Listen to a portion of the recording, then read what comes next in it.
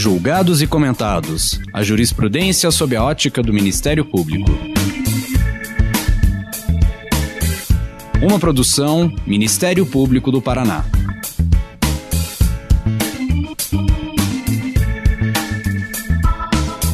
Olá, estamos começando mais um episódio do Julgados e Comentados. Eu sou Eduardo Cambi e hoje abordaremos as recentes modificações aplicadas à Lei de Improbidade Administrativa. Para tanto, contamos com a participação de Emerson Garcia, promotor de Justiça do Ministério Público do Rio de Janeiro. Nesse episódio, vamos conversar sobre as mudanças trazidas na Lei de Improbidade Administrativa pela Lei 14.230 de 2021, no que se refere às sanções aos agentes públicos em atos de improbidade administrativa. Quais as consequências práticas dessas alterações para a atuação do Ministério Público? Como ficam os pontos controversos frente à constitucionalidade dessas alterações? As tipologias, as sanções e as formas de consensualidade expressas na nova lei também serão debatidas nesse episódio. Emerson, muito obrigado por aceitar o nosso convite. Seja muito bem-vindo. Você já é bastante conhecido do público em geral, mas seria importante para aqueles que ainda não te conhecem, falar um pouco da sua trajetória profissional e acadêmica. Professor Eduardo Cambi, é sempre um prazer e uma honra participar de mais uma iniciativa do Ministério Público do Paraná. Eu sou promotor de Justiça no Rio de Janeiro, consultor jurídico da Procuradoria-Geral de Justiça, doutor e mestre em Ciências Jurídicas pela Universidade de Lisboa, e estou aqui para tentar colaborar com o debate em torno das modificações introduzidas pela Lei 14.230 de 2021, que foram intensas e viscerais, não sendo exagero afirmar que hoje temos uma nova lei de improbidade administrativa. Emerson, vamos começar então explicando para o grande público quais foram as mudanças estruturais trazidas por esta Lei 14.230 de 2021. O primeiro passo para nós compreendermos a dimensão das alterações promovidas é identificar a origem de toda essa modificação introduzida na Lei 8.429. A Lei 14.230 surgiu a partir do PL 10.887, que foi apresentado em 2018. E esse PL 10.887 surgiu a partir de um anteprojeto da Comissão de Juristas instituída na Câmara dos Deputados. Essa comissão foi presidida pelo ministro Mauro Campbell, e eu tive o prazer e a honra de participar, junto com outros valorosos integrantes da advocacia, do Ministério Público, da magistratura, e nós debatemos aquilo que se deveria alterar na Lei 8.429 à época. Na nossa concepção original do anteprojeto que deu origem ao PL 10.887, no texto da comissão, o objetivo era introduzir modificações já sedimentadas no âmbito da jurisprudência do Superior Tribunal de Justiça, de modo a facilitar a compreensão da lei, fazendo com que o seu texto efetivamente refletisse a forma como ele se projetava na realidade. Então, nós absorvemos na nossa estrutura textual todas as modificações jurisprudenciais que, com o passar do tempo, foi se introduzindo no texto estático da Lei 8.429, a forma de compreendê-lo, de como ele deveria se projetar na realidade. E, naquela ocasião, nós previmos 4 alterações muito importantes. Uma delas eu fui vencido no âmbito da comissão, mas me parecia plenamente defensável à luz do direito sancionador em geral. Nós tivemos a supressão da culpa no artigo 10, havia uma dificuldade muito grande para se justificar os atos culposos, e isso no âmbito da própria jurisprudência do Superior Tribunal de Justiça, principalmente em se tratando de culpa grave, já que não seria qualquer culpa que justificaria a incidência da tipologia do artigo 10, que causava danos ao patrimônio público. Então houve a supressão da culpa, eu fui vencido nessa votação, mas me parecia plenamente razoável a medida. Houve o fim da fase prévia do artigo 17. Essa fase prévia, como vocês sabem, exige que o Ministério Público ou a Fazenda Pública à época, que tinha legitimidade ao ajuizar a ação, o juiz desse oportunidade aos demandados para apresentar uma manifestação preliminar. Só posteriormente ele receberia a inicial e determinaria a citação. Muitos, com razão, identificavam uma inversão. Na verdade, a citação foi o primeiro ato, que a lei chamava de notificação, chamando o demandado para a relação processual. E o segundo ato seria, em si, a notificação, que ele complementaria a resposta inicial, mas a lei chamava de notificação e citação. Essa fase prévia, ela traía no tempo a relação processual de acordo com pesquisas realizadas, muitas vezes em 1, 2 anos, só para a relação processual começar, para nós termos ali a efetiva resposta. Então, nós tínhamos o ajuizamento da ação, a fase prévia e o recebimento com efetiva citação. Isso dilatava a relação processual. Então, foi iniciativa da comissão suprimir essa fase prévia. Uma outra iniciativa da comissão, à época, foi prever a legitimidade privativa do Ministério Público. Dos 5.500 governos que nós temos no Brasil, 90% deles não têm procuradorias de carreira. E nós tínhamos um agente ali titularizando a procuradoria, normalmente um município, com influxos sobejamente políticos. E isso era visto como algo negativo e poderia fazer com que a lei fosse utilizada como instrumento de vindita política. Então, da mesma forma que nós tivemos o movimento para a concentração no Ministério Público da legitimidade privativa para a ajuizamento da ação penal, a Axio Populares Romana, em que qualquer do povo poderia fazê-lo, ela foi pouco a pouco sendo abandonada, os procedimentos judicialiformes também, então concentrou-se no Ministério Público essa legitimidade. E a lei também previu, ou melhor, o anteprojeto também previu o acordo de não persecução cível.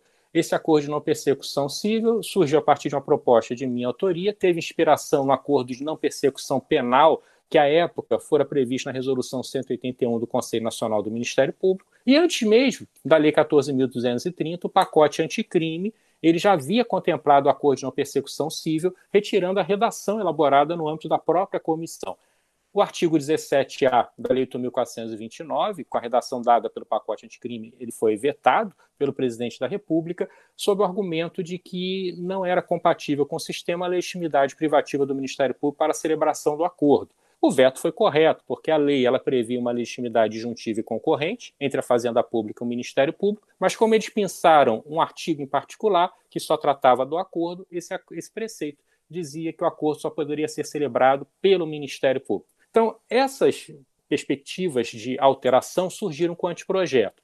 Quando nós tivemos a tramitação do PL no âmbito da Câmara dos Deputados e posteriormente do Senado, nós tivemos algumas alterações estruturais muito importantes, que ombreiam lado a lado com as dezenas de alterações pontuais trazidas pela lei. São inúmeras alterações, mas em termos estruturais, eu destaco o seguinte: a tipologia do artigo 11 da Lei 8.429, ela era aberta. Como vocês sabem, a Lei de Improbidade, em sua versão original, nos artigos 9º, 10 e 11, ela previa uma tipologia, no caput, complementada de diversas descrições nos seus incisos. E essa tipologia do caput era encerrada com a utilização do advérbio de modo notadamente. Então, considera-se enriquecimento ilícito a obtenção de vantagem indevida notadamente. Aí exemplificava nos incisos. O dano ao patrimônio público. Considera-se dano ao patrimônio público qualquer ato contra o erário que enseja perda patrimonial, notadamente. E o artigo 11 tratava dos princípios, notadamente.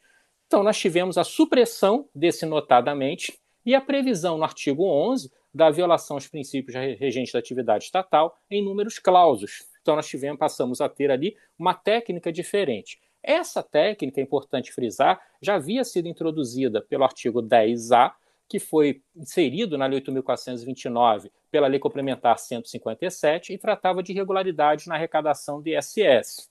Esse preceito ele foi extinto e o seu teor foi incorporado ao artigo 10 da Lei 8.429. Então, nós temos essa alteração estrutural muito importante. A tipologia do artigo 11 ela passou a ser prevista em números clausos.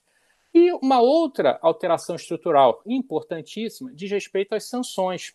As sanções combinadas ao artigo 11, elas passaram a ser muito mais brandas do que as sanções combinadas aos artigos 9º e 10, e os valores mínimos das sanções com delimitação temporal, a suspensão dos direitos políticos, a proibição de contratar, esse marco mínimo foi suprimido, o que vai gerar um sério problema no direito brasileiro no momento da aplicação da lei. Porque a regra no direito sancionador brasileiro é a previsão de uma tipologia de um ilícito e no preceito secundário a previsão de que a pena varia de X a Y.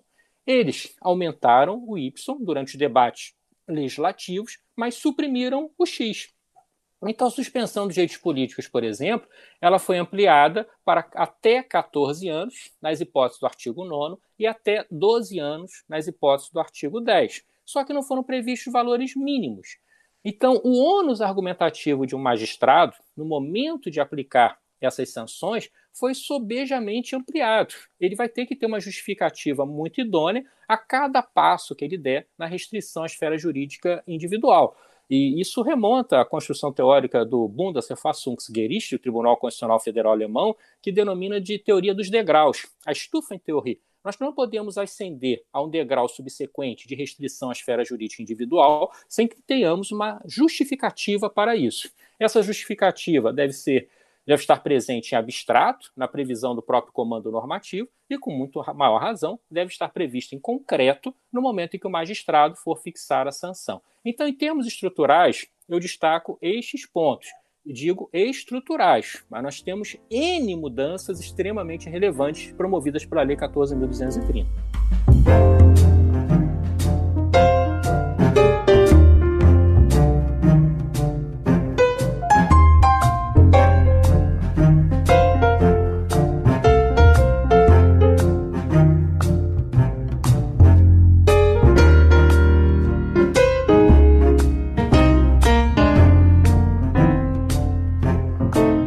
Emerson, começam a surgir várias doutrinas e inclusive ações no Supremo Tribunal Federal questionando a constitucionalidade destas alterações. O que você poderia dizer nessas leituras que você tem feito a respeito da constitucionalidade ou não ou de algumas dessas alterações principais que você percebe na lei de improbidade administrativa?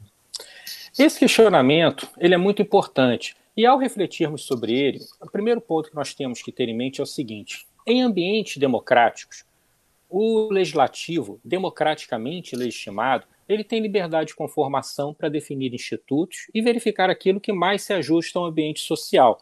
Não é incomum que sejam editados padrões normativos que sejam plenamente compatíveis com a base de valores de cada um de nós, padrões normativos que sejam compatíveis com os valores de certos grupos, divergentes de outros grupos. Então, nós temos que ter a síntese do possível na produção legislativa. Então, em primeiro lugar, nós precisamos respeitar as opiniões políticas do legislativo democraticamente legitimado. Não é incomum que instituições de controle, principalmente o Ministério Público, tenham uma visão de que sanções devem ser exacerbadas, a possibilidade de punição deve ser aumentada, o nível de eficácia da lei contribui para a estabilidade do sistema, então o processo deve durar pouco, de modo que seja possível aplicar uma sanção adequada e justa, considerando o ilícito praticado. Toda essa visão é plenamente legítima, mas do outro lado, nós temos as pessoas que sofrem o ajuizamento dessas ações, têm sua esfera jurídica alcançada por essas ações, são igualmente legitimadas junto ao poder público a apresentar suas sugestões e tentar alcançar a síntese possível. Então, mas a síntese possível em termos de produção legislativa, ela deve estar necessariamente em harmonia com a ordem constitucional. Então, nós temos que respeitar as opções políticas do legislador e, por outro lado, analisar se essas opções políticas passam pela peneira oferecida por nossa ordem constitucional. Então, essa é uma visão inicial que nós precisamos ter. Partindo dessa visão inicial, a minha concepção a respeito da Lei 14.230 é muito simples e é melhor eu falá-la em linhas gerais do que tentar explicá-la no varejo de cada um dos seus preceitos. Em linhas gerais, a concepção é a seguinte: o artigo 37, parágrafo 4º da nossa Constituição previu um ilícito denominado de improbidade administrativa e também previu que o legislador infraconstitucional, no auge da sua liberdade de conformação, iria delinear esse instituto, iria prever sujeitos, tipologia, sanções, procedimento e etc. Ao regulamentar esse preceito, o legislador editou a Lei 8.429, de 1992. Ela passou a dispor sobre os atos de improbidade, as sanções, procedimento e etc. Então, essa norma do artigo 37, parágrafo 4º, uma norma programática, ela teve a sua eficácia integrada pela Lei 8.429.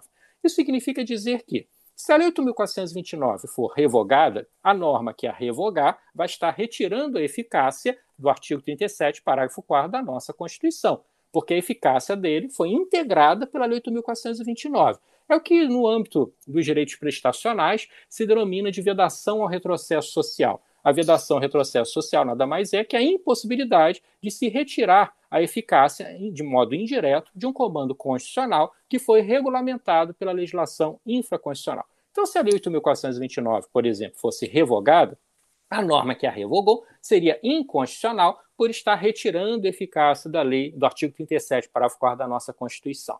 Naquilo que a Lei 14.230 não revogou a Lei 8.429, mas inviabilizou a sua aplicação, nós vamos ter a sua inconstitucionalidade por incompatibilidade com o artigo 37, parágrafo 4º.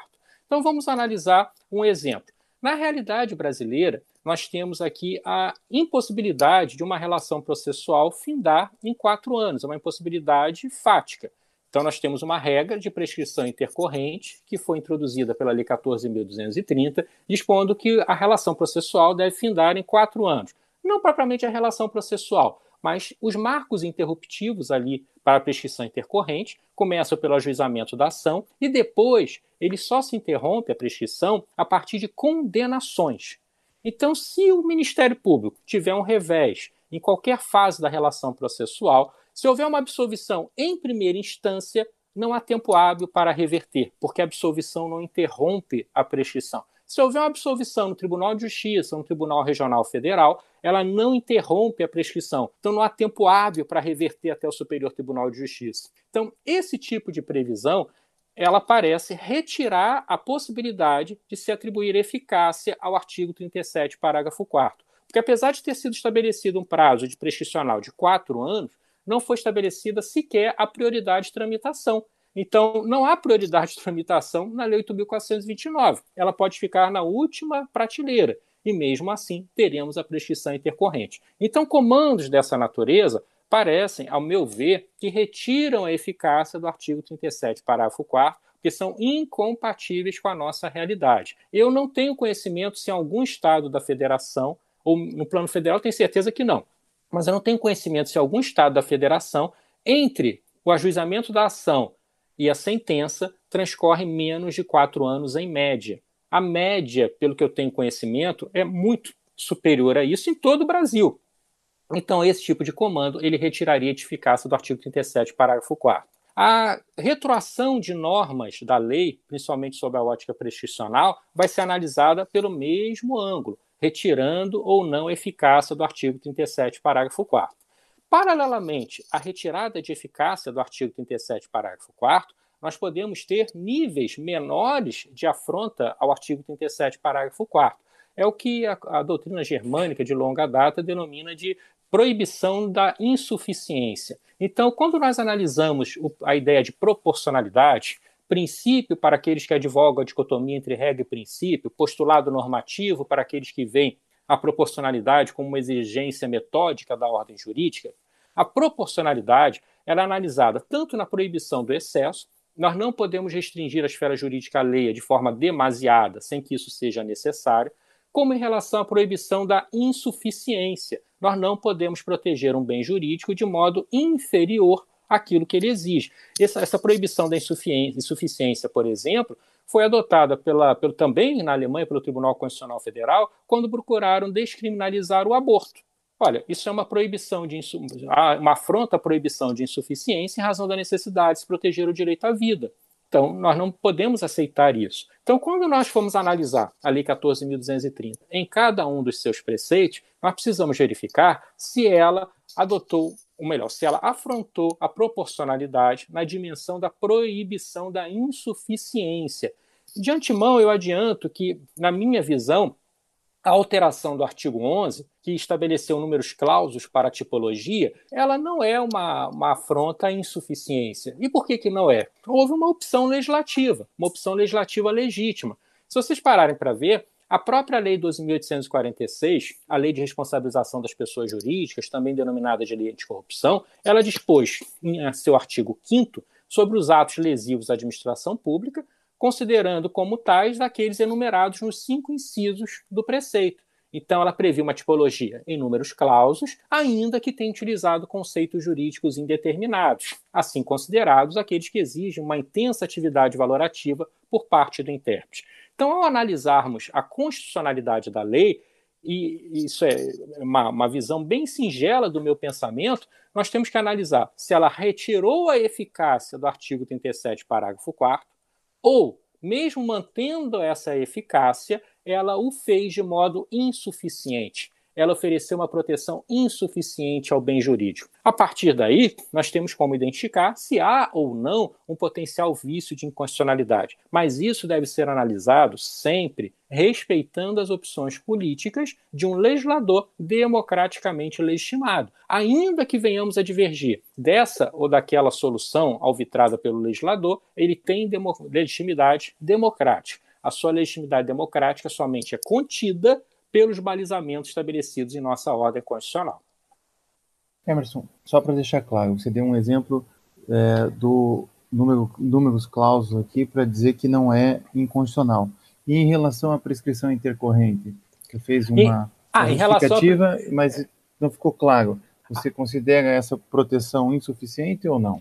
Em relação à prescrição intercorrente, eu entendo que ela retira a própria eficácia da Lei 8.429, até pelos marcos interruptivos utilizados. Foram utilizados marcos interruptivos apenas condenatórios. Isso nós não temos como sustentar isso sob a ótica da ordem constitucional, porque da mesma forma que nós temos o interesse da pessoa na razoável duração do processo, isso é um direito fundamental, as estruturas estatais de poder, defendendo o interesse difuso, como a probidade, também têm interesse na razoável duração do processo.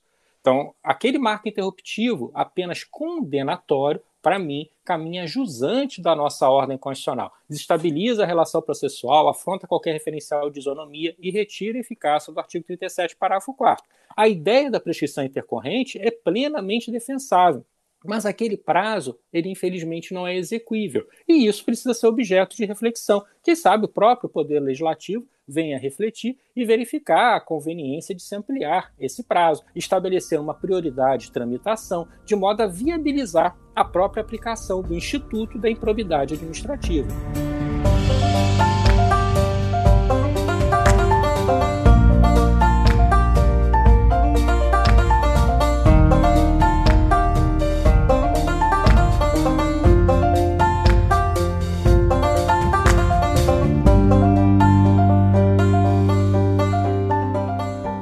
Outro tema importante é quando se estuda a improbidade administrativa, se relaciona esta lei com o direito administrativo sancionador, a questão da prescrição retroativa, por exemplo. Então eu pergunto, quais são as consequências pragmáticas da aplicação dos princípios gerais do direito administrativo sancionador no âmbito da lei de improbidade administrativa? O artigo 1º da lei, com a redação dada pela Lei 14.230, passou a prever a aplicação dos princípios gerais do direito administrativo sancionador. E, na minha visão de direito sancionador brasileiro, eu entendo que nós temos um direito sancionador penal, que é aquele que é no qual são combinadas penas privativas de liberdade, e um amplo conjunto sob epígrafe do direito sancionador extrapenal. E cada uma das figuras que o integram será analisada na perspectiva da autoridade que aplica as sanções. Então nós vamos ter um direito sancionador cível, que é aquele aplicado por um juiz de direito, um direito sancionador administrativo, aplicado por uma autoridade administrativa, e um direito sancionador político, aplicado por uma autoridade com legitimidade democrática, direcionada por princípios políticos. Essa visão ela tem uma inspiração nítida no direito sancionador espanhol, que divide o ius puniendi estatal em direito penal e direito administrativo sancionador. O direito penal aplicado por um juiz, o direito administrativo sancionador aplicado por uma autoridade administrativa. Essa construção decorreu do artigo 25.3 da Constituição Espanhola de 1978, que prevê que a administração poderá aplicar penas não privativas de liberdade. Nós não temos um preceito constitucional semelhante a esse, mas nunca tivemos dúvida de que a administração pública pode aplicar multas, reprimendas em geral, com base no poder de polícia. Então, a referência a direito administrativo sancionador, a determinação, a aplicação dos princípios do direito administrativo sancionador, de antemão já me permite afirmar que o próprio legislador reconheceu que esse diploma normativo não é um diploma de direito administrativo sancionador. E eu chego a essa conclusão de forma muito simples. É como se nós tivéssemos a previsão no Código Penal que nós iríamos aplicar os princípios gerais do direito penal na interpretação do Código Penal. Nós não vamos ter essa previsão, porque isso já está íncito no sistema. Se nós queremos aplicar princípios de fora num sistema que não é integrado por esses princípios, automaticamente nós temos que ter uma previsão como essa. A ideia ali subjacente é aplicar aqueles princípios afetos ao direito penal considerados direitos fundamentais pela nossa ordem constitucional, que são os princípios gerais do direito sancionador, do direito sancionador civil, do direito sancionador administrativo, do direito sancionador político. Então, as normas afetas ao direito penal, inseridas no nosso artigo 5º da Constituição como direitos fundamentais, que são a legalidade da pena, a legalidade da tipologia, a irretroatividade da tipologia, a retroatividade da lei mais benéfica, a impossibilidade de aplicação de penas de caráter perpétuo, tudo isso, que é inicialmente direcionado ao direito penal, tem sido considerado, com o passar dos anos, como princípio geral do direito sancionador brasileiro. O Supremo Tribunal Federal, por exemplo, ele já considerou inconstitucional, foi ano passado, até demorou, a Lei 8.112 de 1990, ao impedir o retorno do agente público às atividades públicas como quando ele fosse demitido em razão de um ato de especial gravidade. Então, se o agente público praticasse um ato de corrupção e fosse demitido, o Estatuto dos Servidores Públicos Civis da União, a Lei 8.112 de 1990, vedava que ele retornasse ao serviço público ad eterno. E o Supremo decidiu que esse comando era inconstitucional. Por quê? Ele violava o caráter perpétuo, a impossibilidade de nós termos um caráter perpétuo da pena. Então ele fez o quê? Aplicou aquela norma afeta ao direito penal como um princípio geral do direito sancionador, utilizando o método de generalização crescente, então Augusto Del Vecchio, e a partir desse princípio geral do direito sancionador, ele aplicou na Lei 8.112. Então, ainda que não houvesse esse comando, nós continuaríamos a ter a aplicação desses princípios gerais do direito sancionador de estatura penal no âmbito da Lei 8.429, da mesma forma que eles foram aplicados na Lei 8.112, sem que houvesse um comando como esse. Aplica-se aqui os princípios gerais do direito administrativo sancionador. Não precisa, porque o sistema funciona assim. Só que no momento em que nós temos a incidência desses princípios gerais, que já decorreriam do sistema, nós passamos a ter reflexões em torno da própria retroatividade da aplicação da lei a fatos anteriores à sua vigência. Veja, sistemicamente, não há como nós negarmos essa possibilidade. Porque se nós negarmos essa possibilidade, que a lei mais benéfica retroage, dizendo que ela só fica adstrita ao crime, como é que nós vamos justificar a exigência de uma lei para estabelecer a tipologia de um ilícito, a impossibilidade da lei retroagir para alcançar fatos pretéritos, a impossibilidade de termos sanções de caráter perpétuo? Ou o sistema funciona em sua coerência interna e todos esses comandos são aplicados, ou nós vamos entrar num casuísmo pouco transparente. E casuísmo nunca é aconselhável, ainda que num determinado momento ele se mostre benéfico. Então, a referência aos princípios gerais do direito administrativo sancionador tem o evidente propósito de atrair esses comandos já afetos ao direito penal, que seriam os princípios gerais do direito sancionador em geral, para o âmbito da Lei 8.429. E temos uma aplicação em bloco. Então, aquele comando que a lei mais benéfica retroage, ele de fato deve ser aplicado. A lei precisa alcançar os fatos anteriores a ela, por força do artigo 5º da nossa Constituição, sim. Mas aí nós vamos ter um outro fator. Para que a lei o faça, ela precisa estar em harmonia com a ordem constitucional. E para ela estar em harmonia com a ordem constitucional, nós vamos ter que analisar o preceito que entendemos que deve retroagir na luz da perspectiva se ele retira ou não eficácia do artigo 37, parágrafo 4º da Constituição, ou, mesmo que ele não retire eficácia, se ele estabelece uma proibição deficiente. Se ele estabelecer a proibição deficiente, ele vai estar sujeito a um escrutínio estrito e, por isso, pode identificar a sua incompatibilidade com a ordem constitucional. Emerson, vamos voltar para a questão da tipologia das sanções, né? As principais alterações trazidas pela lei. Até porque a lei agora diz especificamente que o dolo tem que ser específico e não genérico. E também diz que o Ministério Público não pode escolher, como fazia antes, aplicar o 9 e o 10 e, de repente, o 11, como fazíamos antes. Como é que fica essa nova dinâmica trazida pela lei e, eventualmente, alguns tratados de direito internacional que o Brasil assumiu, como o de Mérida, de Palermo, se ficam afetados por essa dificuldade que se terá a partir de agora, a princípio, de se sancionar a improbidade administrativa? A lei 14.230, ela introduziu muitas alterações na Lei 8.429 e um dos aspectos que nós percebemos é a ausência de uma tecnicidade na sua estruturação. Vamos iniciar aqui a referência ao dolo. Como muito bem observado, a lei passou a exigir um dolo, não apenas um dolo geral, que era recorrente na jurisprudência do Superior Tribunal de Justiça, que se exigia era a demonstração de um dolo geral, mas de um dolo específico. Para nós verificarmos a falta de organicidade da Lei 14.230, basta nós observarmos o seguinte. O artigo 1º, parágrafo 2º da lei, passou a exigir que as condutas sejam dolosas. Só podemos ter ato de improbidade administrativa se a conduta for dolosa. No parágrafo seguinte, o parágrafo 3º, passou a ser previsto que o ato deveria ser doloso com um fim ilícito. Então, nós teríamos que ter um especial fim de agir. O dolo, na vontade livre e consciente na prática da conduta, e essa conduta estaria associada a um fim específico, a um fim ilícito.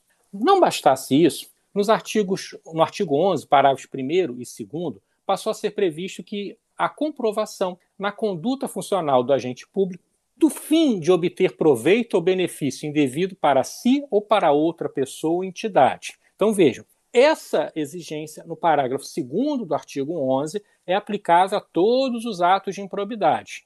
A conduta funcional do agente deve refletir o fim de obter proveito ou benefício indevido para si ou para pessoa ou entidade. Então, temos que ter uma conduta dolosa. Essa conduta dolosa tem que almejar um fim ilícito e o agente deve buscar o fim de obter proveito ou benefício para si ou para outro.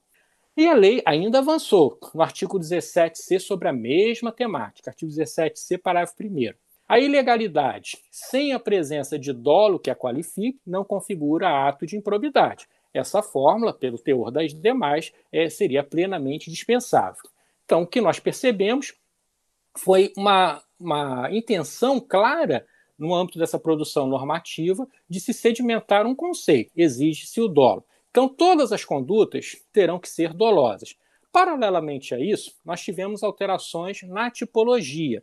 No artigo 9º, 7º, por exemplo, eu chamo a atenção para a evolução patrimonial incompatível com a renda do agente. Passou-se a exigir que ela estivesse devidamente vinculada a um dos atos que caracterizasse enriquecimento ilícito. Como esse preceito tem sido aplicado historicamente? Ele existe justamente em razão da impossibilidade de nós identificarmos o momento em que foi praticado um ilícito. Se nós temos um agente que tem uma evolução patrimonial incompatível com a sua renda, ele iniciou o exercício da função pública com patrimônio de 10 e poucos anos depois ele tinha um patrimônio de 1.000, só tendo uma remuneração de 100, automaticamente a sua evolução patrimonial foi indevida. Esse tipo de comando, por exemplo, caminha em norte contrário à Convenção de Mérida, à Convenção Interamericana de Combate à Corrupção, que diz que o Estado-parte ele deve coibir os ilícitos que importem em evolução patrimonial que não possa ser razoavelmente demonstrada pelo agente. Então, nós temos aqui um ilícito que era previsto em relação à evolução patrimonial incompatível com a renda, em cuja literalidade da alteração promovida pela Lei 14.230 passou a exigir também que fosse demonstrado que ato o justificou. Ora, a tipologia existe justamente porque nós não sabemos qual foi o ato. Nós só sabemos que a pessoa, tal qual um passe de mágica, num determinado momento da sua evolução funcional, ela tinha um patrimônio incompatível com o que recebera do Estado. Então, em inúmeros aspectos, a lei terá que passar por um controle não só de constitucionalidade, como de convencionalidade.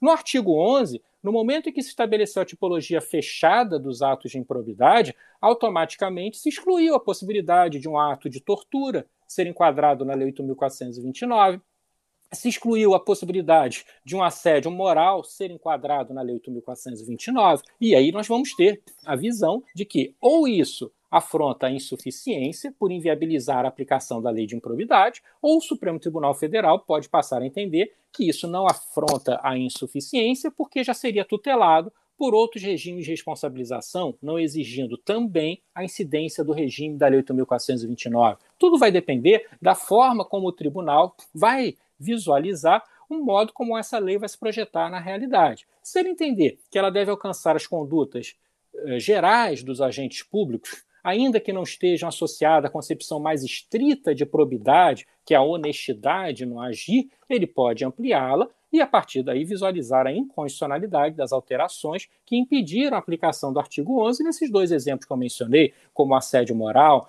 um ato de tortura, uma violência praticada no exercício da função. Então, em termos tipológicos, as alterações elas foram sensíveis a partir do momento que se passou a exigir o dolo específico. Na sua observação, eminente professor Eduardo Campi, de que antes nós fazíamos uma narrativa e dizíamos, olha, o agente ele afrontou os princípios, mas não parou por aí, ele causou dano ao patrimônio público, mas não parou por aí, ele enriqueceu ilicitamente, e o juiz, considerando provada ou não uma dessas circunstâncias, ele poderia regredir e visualizar a configuração do ilícito anterior. Então, se ele não identificasse a prova do enriquecimento ilícito, ele poderia identificar o dano ao patrimônio público, desde que narrado na petição inicial. Se não identificasse o dano ao patrimônio público, ele poderia identificar a violação aos princípios. A lei procurou evitar isso.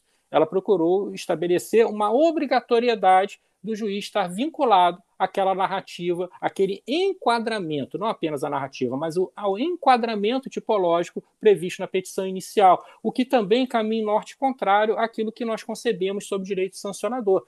Eles levaram a um ponto muito amplo a ideia de sistema acusatório, dando ao próprio autor da ação o poder de delimitar que tipo de ilícito será configurado. E de longa data nós entendíamos que o juiz é que faria esse enquadramento. Então, houve uma alteração muito intensa nessa perspectiva do dolo, na tipologia fechada do artigo 11, em alterações promovidas no artigo 11, como o 9º, como essa que eu mencionei, no próprio artigo 10, que se afastou de imediato, de modo definitivo, a ideia de dano presumido, e o Superior Tribunal de Justiça ele encampava o dano presumido, argumentando o seguinte: se nós tivermos uma despesa pública realizada de forma ilícita, nós temos um dano, porque a despesa pública ela só pode ser realizada se em harmonia com a ordem jurídica. Então, no momento que os recursos saem dos cofres públicos em desacordo com a ordem jurídica, nós temos um ato ilícito. Desse ato ilícito decorre um dano presumido. Então, o dinheiro tem que voltar aos cofres públicos. Ah, mas a pessoa prestou o serviço. Mas prestou o serviço em conluio com o agente público para ser beneficiado. Do ato nulo não advém efeitos. Esse tipo de raciocínio não foi mais encampado pela lei. Então, a alteração foi muito intensa. No âmbito das sanções, o maior problema que eu vejo é a ausência dos valores mínimos das sanções com delimitação temporal. A suspensão de direitos políticos, a proibição de contratar. Essas alterações vão exigir uma atividade colaborativa do Ministério Público no âmbito da relação processual. Ele vai ter que, em suas alegações, argumentar com o juiz qual é a sanção mínima que ele entende que deva ser aplicada, oferecendo pautas argumentativas ao magistrado para o magistrado conseguir construir uma sanção. Porque, vejam, qual é a função de se estabelecer uma sanção de suspensão de direitos políticos de até 14 anos se não é estabelecido o patamar mínimo? A dificuldade argumentativa para o magistrado será imensa a cada período que ele passe a percorrer para avançar. Não é exagero afirmar que, apesar do aumento dos valores máximos, dificilmente nós teremos uma condenação alcançando o valor mínimo previsto antes da alteração.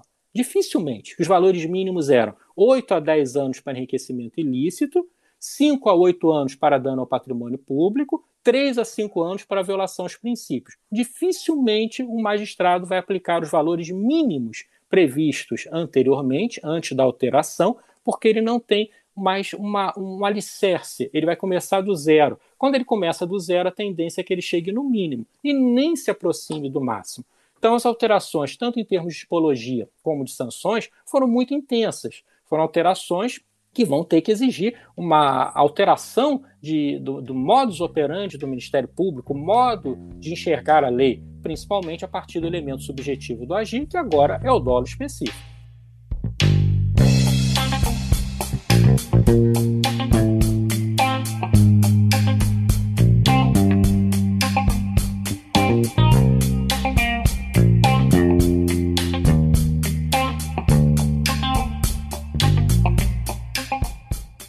Falando do Ministério Público, Emerson, agora fica claro que o Ministério Público é o titular exclusivo da ação civil de improbidade administrativa. Faça aqui também a diferenciação entre a ação civil pública e a ação de improbidade administrativa. seja lá o que o legislador quis fazer com isso, e também se traz a questão da consensualidade de forma expressa. Então, falando de Ministério Público e dessa nova visão que traz a 14.230, de que modo a legitimidade exclusiva e o acordo de não persecução civil, da forma como foi colocada, impactam no Ministério Público? A previsão de uma legitimação exclusiva para o Ministério Público, somente o Ministério Público pode ajuizar a ação prevista na Lei 8.429, que curiosamente a lei disse que não era uma ação civil. É lógico que é uma ação civil, porque não é uma ação penal. É como se a lei passasse a definir naturezas jurídicas. Eu acho que quem idealizou esse comando tinha em mente que, se fosse uma ação civil, não seria uma ação de direito sancionador, e por não ser uma ação de direito sancionador, não estaria sujeita àqueles princípios do artigo 5º da nossa Constituição. Esse raciocínio é incorreto, que a própria Lei 12.846, que estabelece a lei de responsabilização das pessoas jurídicas, ela estabelece que ali são veiculadas sanções civis e administrativas. Administrativas aplicadas por uma autoridade administrativa, civis aplicadas por um juiz de direito. Pois bem, então no momento em que se estabeleceu essa legitimidade privativa, exclusiva do Ministério Público, o ônus atribuído à instituição foi sobremaneira ampliado. É preciso nós lembrarmos o seguinte: quando o pacote anticrime introduziu modificações na Lei 8.429, o presidente da República vetou o texto vindo do Congresso parcialmente, porque não concordava também com a legitimidade privativa do Ministério Público. Em um segundo momento, agora, com a Lei 14.230, houve a sanção e, de fato, foi atribuída essa legitimidade privativa. A legitimidade privativa aumenta sobremaneira a responsabilidade do Ministério Público. Qualquer ineficácia da Lei 8.429, ela vai ser integralmente suportada pelo Ministério Público.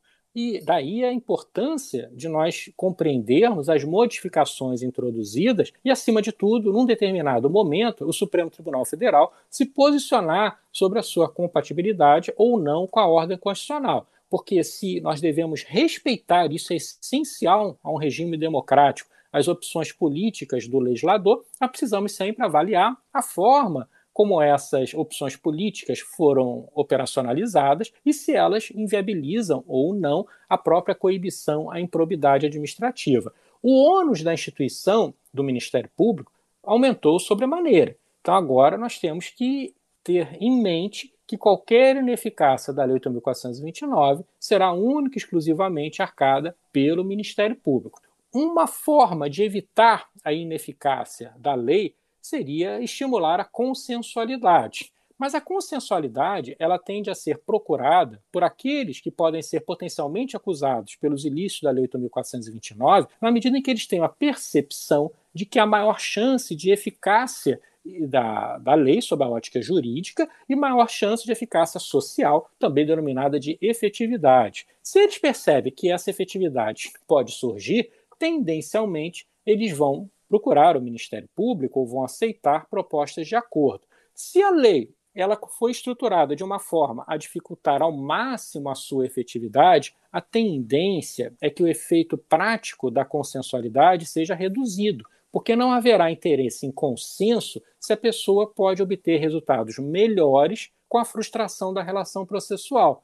Então, as modificações introduzidas talvez imponham uma redução do nível de consensualidade a ser obtida pelo Ministério Público. E essa redução decorre da singela constatação de que processualmente aumentou sobremaneira a dificuldade de as sanções se tornarem operativas. Então, isso vai ter que ser analisado na prática, mas a tendência é que nós tenhamos uma restrição de consensualidade em razão dessa alteração. No âmbito da consensualidade em si, a lei encampou, particularmente, em boa medida, a proposta que eu fiz no âmbito da Comissão para Acordos de Não Persecução Cível. Naquela época, eu tinha previsto que nós teríamos uma consensualidade de pura colaboração, foi a proposta que eu levei à comissão. Na consensualidade de pura colaboração ou de colaboração, o indivíduo oferece algo ao Estado e o Estado lhe dá algo em troca. E a inspiração tinha sido no âmbito da colaboração premiada do direito penal. E eu estou falando 3 anos atrás. Então, 3 anos atrás, já era um desafio trazer esse instituto de modo expresso para a Lei 8.429. Então, a proposta que eu levei inicialmente era a consensualidade de colaboração. A comissão evoluiu e entendeu que nós poderíamos ter consensualidade em qualquer hipótese, tanto para a colaboração quanto para a pura reprimenda, o que foi ótimo. Esse texto saiu da comissão. Então, nós passamos a não ter restrição em relação à consensualidade. Quer o indivíduo simplesmente aceite uma sanção para abreviar a relação processual, quer ele ofereça algo em troca ao Estado para que possa receber uma sanção mais branda. Em ambos os casos, nós passamos a ter a consensualidade. E na proposta original, era previsto que a consensualidade, aquele acordo de não persecução, deveria ser homologado pelo órgão de revisão da instituição, Conselho Superior no âmbito do Ministério Público Estadual ou Câmara de Revisão no Ministério Público Federal e, posteriormente, homologado em juízo. Essa sistemática foi incorporada pelo pacote anticrime, mas ela estava descrita no mesmo preceito que previa a legitimidade privativa do Ministério Público. Ele foi vetado. Mesmo com o veto, eu entendia que o artigo 17 da Lei 8.429, ao prever o acordo de não persecução civil, ele deveria estar sujeito à homologação judicial. Por quê? Porque entre as sanções combinadas na Lei 8.429 estava a sanção de suspensão dos direitos políticos. Sanção de suspensão dos direitos políticos, ela só pode ser aplicada por autoridade jurisdicional. Ainda que nós transacionássemos sanções outras, como a multa ou a proibição de contratar, o só fato daquela sanção estar combinada já seria suficiente para que o sistema exigisse a participação judicial, ainda que naquele caso concreto ela não fosse aplicada. Então, essa parte do preceito, ou melhor, esse preceito, artigo 17A, foi vetado, e com a modificação introduzida pela Lei 14.230, essa sistemática voltou a constar de modo expresso. Então, hoje passou a ser exigida a homologação judicial e a aprovação do órgão de controle interno, mas apenas em relação aos acordos pré-processuais. Nos acordos pré-processuais, nós temos pré-processo por ato de improbidade, pré-ajuizamento da ação, nós temos a homologação do órgão interno de revisão e a homologação judicial. Uma vez ajuizada a ação, aquele controle realizado pelo Conselho Superior pela Câmara de Revisão é afastado. Na minha proposta, eu previa esse controle para nós resguardarmos a unidade da instituição e só teremos a homologação judicial. Então, na sistemática atual, nós temos essa previsão. O curioso é que na proposta original era previsto que, além do ressarcimento do dano e da perda de bens ou valores, deveria constar do acordo, no mínimo, a multa. E o objetivo era render homenagem à jurisprudência do Superior Tribunal de Justiça, no sentido de que nenhuma ação de improbidade poderia chegar ao fim sem aplicação de alguma sanção, porque reparação do dano e perda de bens ou valores, ontologicamente, não são verdadeiras sanções. Com a Lei 14.230, passou a ser previsto apenas que o agente deveria responder, ou melhor, acordar a reparação do dano e a perda de bens ou valores. Não foi prevista a necessidade de nenhuma sanção efetiva, como a multa. Então, vai caber ao Ministério Público identificar os requisitos que ele vai estabelecer. Eu aconselharia a previsão de alguma sanção, nem que seja de multa, porque senão nós vamos ter um ato de improbidade cuja consequência será retorno ao status quo, sem nenhuma redução na esfera jurídica do agente. Esse tipo de previsão ele pode ser plenamente justificável numa consensualidade de colaboração. Em outras palavras, nós estamos realizando uma grande investigação, um dos participantes do ilícito anui em colaborar com o Ministério Público, então, para esse, parece plenamente razoável acordar a perda de bens ou valores, a reparação do dano. Mas se nós não tivermos uma colaboração como essa, tivermos uma consensualidade pura reprimenda, já seria mais difícil nós justificarmos um acordo que não trará nenhuma redução na esfera jurídica individual. Então, em linhas gerais, as alterações na consensualidade elas estão basicamente centradas na previsão de necessidade de homologação por órgão jurisdicional, o que estava no artigo 17A vetado, cuja redação fora dada no âmbito do pacote anticrime. Emerson, por último, a lei diz que o Ministério Público tem 1 ano para instaurar o inquérito civil e apurar o ato de improbidade, podendo ser prorrogado por mais 1 ano no máximo, né? Como é que você vê essa regra, especialmente porque, às vezes, há um conjunto de pessoas que estão envolvidas nessa prática ilícita e isso demanda uma série de investigações que perpassam esse tempo exigido na lei? Como é que ficaria a atuação do Ministério Público nesses casos? E se você vê a possibilidade de ficar fracionando diversas investigações, diversas ações, justamente para evitar prescrições com mais facilidade, já que quanto mais réus, mais difícil e mais longo é o processo. Essa previsão, desde o início das discussões em torno dela no âmbito da Câmara dos Deputados, foi a que mais me causou preocupação. E a minha visão era muito singela. Se nós temos um prazo prescricional, o prazo prescricional foi unificado em 8 anos, e, paralelamente, estabelecemos um prazo de investigação de 2 anos, prorrogável por mais das duas, uma. Ou nós vamos estabelecer uma conexão existencial entre o lapso prescricional e aquele período de investigação, de modo que sejam gêmeos siameses, e a prescrição de 8 anos, na verdade, passaria a se tornar de 2 anos. Se não fosse feita a investigação, a consequência seria aquela prevista no preceito, ou se arquiva, ou se ajuiza a ação em 30 dias, uma vez terminado o prazo. Então, nós teríamos isso. E a outra possibilidade seria nós entendermos que são institutos diferentes, com funcionalidade diversa. Então, prazo prescricional estabelece o limite temporal para a persecução do ato ilícito e aquele limite temporal para a investigação seria um prazo impróprio. O prazo impróprio é aquele que, uma vez inobservado, não gera consequências processuais e não gera consequências para o direito material. Pode, eventualmente, em se tratando de agente público, gerar consequências disciplinares, mas não para o processo e não para o direito material. Eu inclino-me pela coerência do sistema para visualizar esse prazo como prazo impróprio. Isso significa dizer que ele não está conectado ao prazo de prescrição. Então, a investigação é instaurada, prorroga-se uma vez, e se o agente não conseguir concluir a investigação, o que é o mais comum de todos, a possibilidade mais comum é essa, em muitas situações, nenhuma perícia em 1 ano nós iremos obter, há inclusive previsão de que, se for celebrado um acordo, deve ouvir o Tribunal de Contas, que ele vai ser ouvido em 90 dias, então é mais uma situação que pode postergar uma investigação.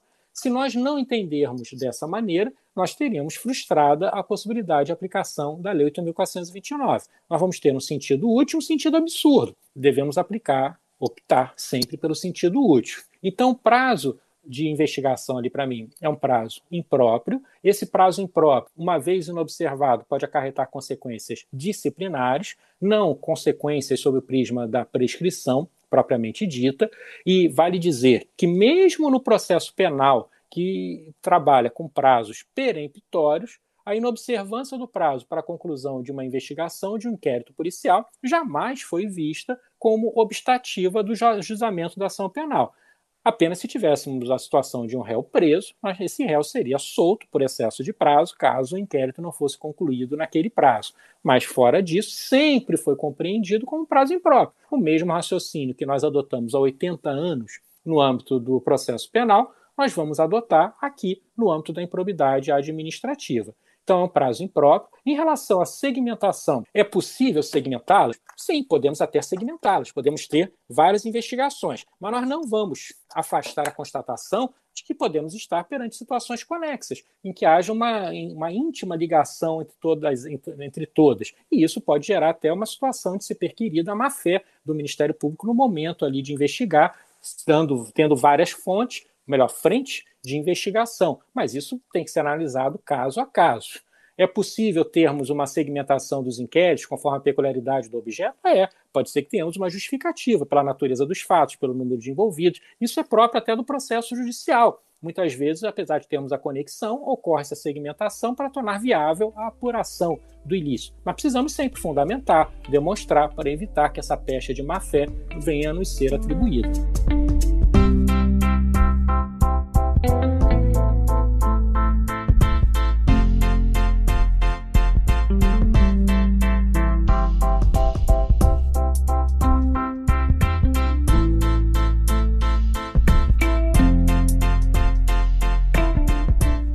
Emerson, muito obrigado por estar conversando conosco sobre um tema extremamente relevante, que é o combate à corrupção, que é a defesa da probidade administrativa.